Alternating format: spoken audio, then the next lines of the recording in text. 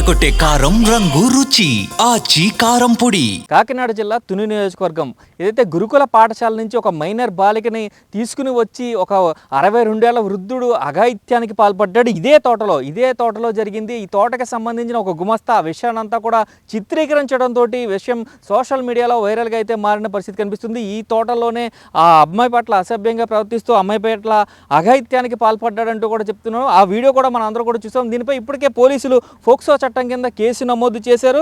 నిందితుడిని ఏదైతే కోర్టుకి తరలించే సమయంలో ఏదైతే బహిర్భూమికి వెళ్ళాలంటూ కూడా అతను కూడా ఆత్మహత్యకి పాల్పడిన సందర్భం చూసాం.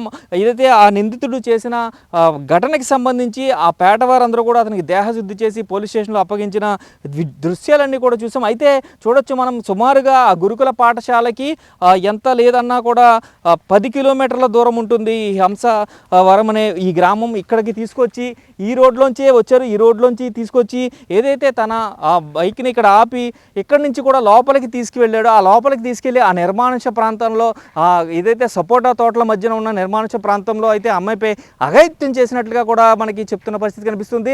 నిలదీసిన ఈ తోటకి సంబంధించిన ఎవరైతే గుమస్తా ఉన్నారో ఆ గుమస్తా అటుగా వెళ్తూ చూసి ఆ పాప కేకలు వేయడం వినడంతో అక్కడ ఆగి అసలు ఏం చేస్తున్నావు, చిన్నపిల్లల్ని తీసుకొచ్చి ఇక్కడ పాడు చేస్తున్నావు అంటూ ప్రశ్నించడం జరిగింది.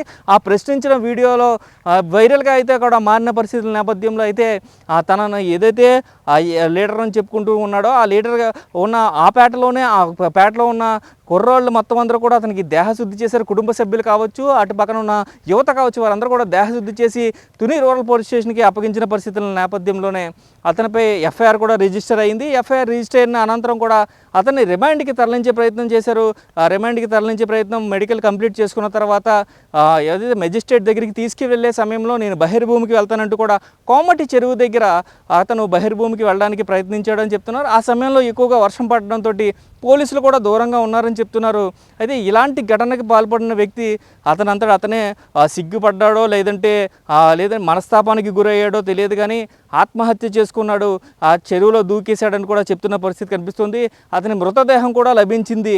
అయితే పూర్తిగా చూసుకున్నట్లయితే ఇలాంటి అమానుష ఘటనలు సంబంధించి ఇక్కడ ఈ ప్రాంతంలో జరిగింది. ఎప్పుడు ఈ ప్రాంతంలో ఎప్పుడు ఇటువంటి ఘటనలు జరగలేదని చెప్తున్నారు. అదేవిధంగా గురుకుల పాఠశాల నుంచి కూడా ఆ టీచర్స్ ఎవరైతే తాత వయసు ఉన్న వ్యక్తి కాబట్టి తాత అని పాప చెప్తుంది కాబట్టి మేము పంపించామని చెప్తున్నారు.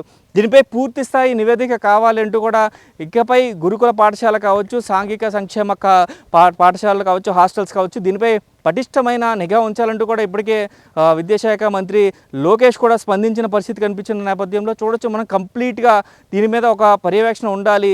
ఎందుకంటే పిల్లల్ని దూరంగా తల్లిదండ్రులకు దూరంగా ఉంటారు కాబట్టి కఠినమైన ఏదైతే ప్రొటెక్షన్ అంతా కూడా అక్కడ ఉండాలి. ఎవరు కూడా బయట వ్యక్తులు లోపల రావడం కానీ లోపల వ్యక్తులు బయటికి వెళ్ళాలన్నా కూడా ఖచ్చితమైన పర్మిషన్స్ ఉండే విధంగా అయితే ఒక ప్రణాళికని సిద్ధం చేస్తున్నట్టుగా కూడా సమాచారం అందుతుంది.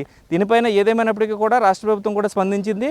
అయితే నిందితుడు ఆల్రెడీ మృతి చెందడంతో కథ ఇక్కడితో ముగిసిందనే చెప్పుకోవాలి. కెమెరామెన్ రవితో శంకర్, బిగ్ టీవీ.